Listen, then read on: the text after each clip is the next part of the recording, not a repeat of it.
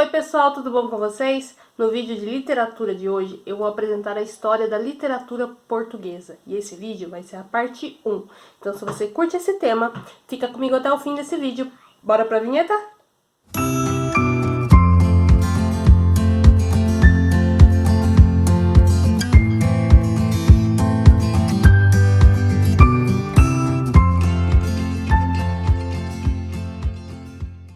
A literatura portuguesa abrange 8 séculos de produção.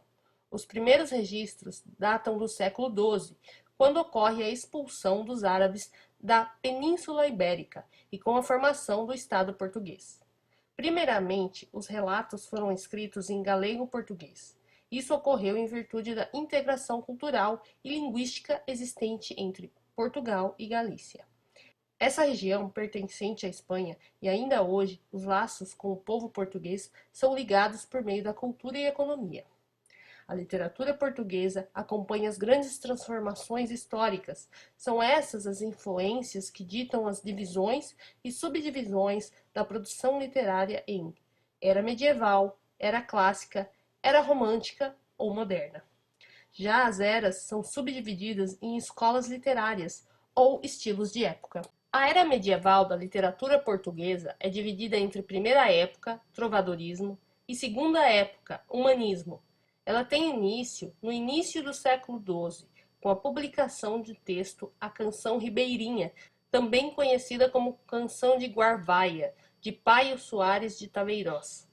Essa obra é considerada a mais antiga da literatura portuguesa. Trovadorismo, primeira época. O trovadorismo ocorre entre 1189, data da publicação da Canção Ribeirinha, até 1434, quando Fernão Lopes é nomeado cronista-mor da Torre do Tombo. Ao decorrer do trovadorismo, ocorrem manifestações na poesia, na prosa e no teatro. A poesia trovadoresca é subdividida entre poesia lírica, cantigas de amor e cantigas de amigo, poesia satírica, cantigas de escárnio e cantigas de maldizer. Dentro da prosa medieval, as manifestações literárias são subdivididas em novelas de cavalaria, hagiografias, cronicões e nobiliários. Já no teatro, a subdivisão é denominada de mistérios, milagres e moralidades. Humanismo, segunda época. O humanismo estende-se de 1434 até 1527 e é considerado um período de transição da cultura medieval para a cultura clássica. Ele começa com a nomeação de Fernão Lopes para cronista-mor da Torre do Tombo, em 1418. Nesse período, a poesia é classificada como poesia palaciana. O autor Fernão Lopes é a principal representante da prosa humanista. E no teatro, Gil Vicente. Era clássica.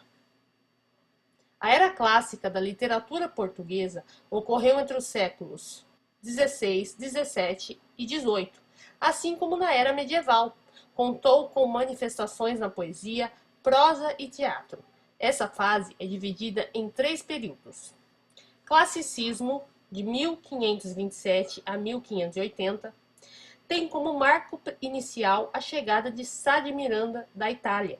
Berço do Renascimento, o poeta português trouxe um novo estilo conhecido como Doce Stil Nuevo.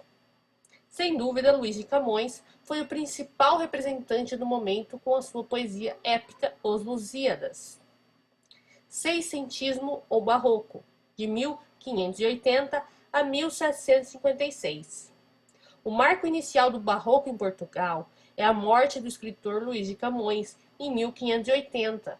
Esse período durou até 1756, com a chegada de um novo estilo, o arcadismo. Sem dúvida, Padre Antônio Vieira foi o maior representante do período, do qual se destacam seus sermões. E essas obras foram escritas em estilo conceptista, onde o trabalho com os conceitos era o mais importante. Setecentismo ou arcadismo, de 1756 a 1825. Também chamado de neoclassicismo, o arcadismo em Portugal teve como marco inicial a fundação da Arcádia Lusitana em 1756 na capital Lisboa. Esses locais serviam para a reunião de diversos artistas empenhados em apresentar uma nova estética e se afastar da anterior. Bocage foi considerado o maior escritor do período e suas obras que merecem destaque são Morte de Dom Inês de Castro, Elígia e Idílios Marítimos. Era moderna. A era moderna da literatura portuguesa começa em 1825 e vai até o período atual. Está dividida em romantismo, 1825-1865, realismo, naturalismo e parnasianismo, 1865 a 1890, simbolismo, 1890 a 1915, e modernismo, de 1915 até os dias atuais. Romantismo, 1825 a 1865. O romantismo em Portugal tem início com a publicação da obra Camões, de Almeida Garré, em 1825.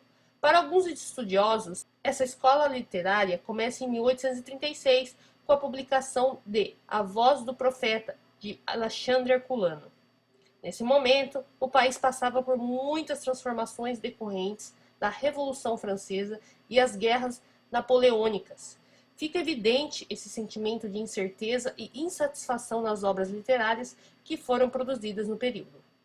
As principais características do romantismo português foram a idealização, o sofrimento, o saudosismo, o nacionalismo, o subjetivismo e o medievalismo. Destacam-se os escritores Almeida Garré, Alexandre Herculano, Antônio Feliciano de Castilho, Camilo Castelo Branco e Júlio Diniz. Realismo, 1865 a 1890. O realismo em Portugal apresenta como marco inicial a questão Coimbra. Ela representou uma disputa entre alguns jovens literatos e estudantes de Coimbra, Arteiro de Quental, Teófilo Braga e Vieira de Castro, e o escritor romântico Antônio Feliciano de Castilho. Avesso aos ideais românticos, o realismo teve como principal característica a negação dos sentimentos, os quais eram exaltados pelos escritores do romantismo, e para isso, as obras escritas nesse período estiveram apoiadas no cientificismo, no objetivismo e no materialismo. Destacam-se os escritores Antero de Quental e Eça de Queiroz. O primeiro teve sua obra Os Sonetos como a principal do período, e já Eça de Queiroz revelou sua maestria no romance O Primo Basílio. Naturalismo, 1875 a 1890. O naturalismo em Portugal teve início com a publicação de a obra O Crime do Padre Amaro, de 1875, de Eça de Queiroz. Embora essa tenha tido grande destaque no movimento do realismo, algumas de suas obras carregam características notadamente naturalistas.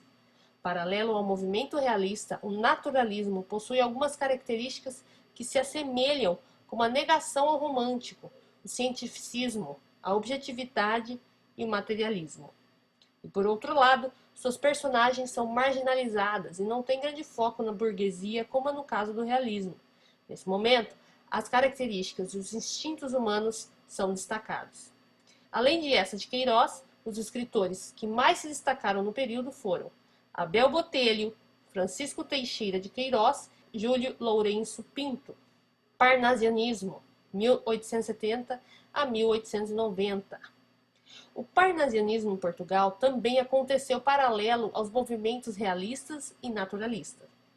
Teve como precursor o poeta João Penha, baseado no lema Arte pela Arte. Os escritores desse momento estiveram preocupados mais com a perfeição formal que o conteúdo propriamente dito.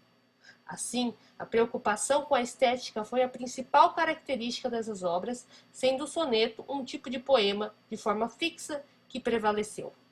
Temos como tema a realidade cotidiana e também os clássicos. Os principais escritores foram João Penha, Cesário Verde, Antônio Feijó e Gonçalves Crespo. Simbolismo, 1890 a 1915. O simbolismo em Portugal teve como marco inicial a publicação da obra O Aristos, 1890, de Eugênio de Castro. Oposto aos movimentos anteriores, ele rejeita o cientificismo, o materialismo e o racionalismo, Sendo assim, suas principais características são a musicalidade, a transcendência e o subjetivismo. Os escritores desse momento se apoiam nas manifestações metafísicas e espirituais para escreverem suas obras. Além de Eugênio de Castro, destaca-se a produção poética de Antônio Nobre e Camilo Peçanha. Esse movimento termina em 1915, com o advento do movimento modernista. Modernismo, 1915 até os dias atuais. O modernismo em Portugal começa em 1915, com a publicação da revista Orfeu. Esse período esteve dividido em 3 fases. Geração de Orfeu, de 1915 a 1927, que começa com a publicação da revista Orfeu. Teve como principais representantes Mário de Sá Carneiro, Almada Negreiros, Luís de Montalvor e o brasileiro Ronald de Carvalho. Geração de Presença, 1927 a 1940, que começa com a publicação da revista Presença. Teve como principais representantes Branquinho da Fonseca, João Gaspar Simões e José Régio. Neorrealismo, 1940, que começa com a publicação de Gai Bels, de Alves Redol. Além dele, outros escritores que se destacaram foram Ferreira de Castro e Soeiro Pereira Gomes. Então é isso, pessoal. Eu espero que vocês tenham gostado do vídeo. Se você já for inscrito, meu muito obrigada. E não esquece de deixar o seu like e compartilhar com seus amigos. E se você é novo por aqui, seja muito bem-vindo ou muito bem-vinda. Não esquece de se inscrever no canal e ativar as notificações, tá bom? Também deixa aqui nos comentários o que vocês estão achando dos vídeos, o que vocês acharam desse vídeo em especial e também aí sugestões de conteúdos para os próximos vídeos. Lembrando que a programação de junho está completa, mas vocês podem dar aí as suas sugestões para a programação de julho, ok? Lembrando também que nós temos uma resenha em aberto aí, uma votação para vocês estarem me ajudando a escolher a próxima resenha do canal. Nós temos Senhora, do José de Alencar, um clássico da nossa literatura. Nós temos também um clássico da literatura portuguesa, que é Amor de Perdição, do Camilo Castelo Branco. E nós temos também uma distopia, né, do Aldous Huxley, o britânico, uma distopia que é a Admirável Mundo Novo, tá bom? Admirável Mundo Novo. É isso. E, pessoal, conto com a sua participação. Votem aqui na enquete, participem aqui deixando nos comentários. Enfim, a sua participação é sempre muito importante pra mim, tá bom? Não esqueçam também do sorteio do Insta dos 200 inscritos. Assim que o canal atingir os 200 inscritos, eu vou sortear uma camiseta exclusiva do canal. Em breve eu vou trazer muitas novidades para vocês, muitas outras estampas, além dessas que eu já mostrei lá na promo do sorteio, tá bom? Vou deixar aqui nos cards também, se você não assistiu, vou deixar aqui para você assistir. E colaborem, pessoal, colaborem, compartilhem bastante com seus amigos e participem, tá bom? Para que o nosso canal continue crescendo e eu consiga aí trazer sempre muitas outras novidades para vocês, tá bom? Um beijo grande, pessoal, e até o próximo vídeo. Tchau, tchau!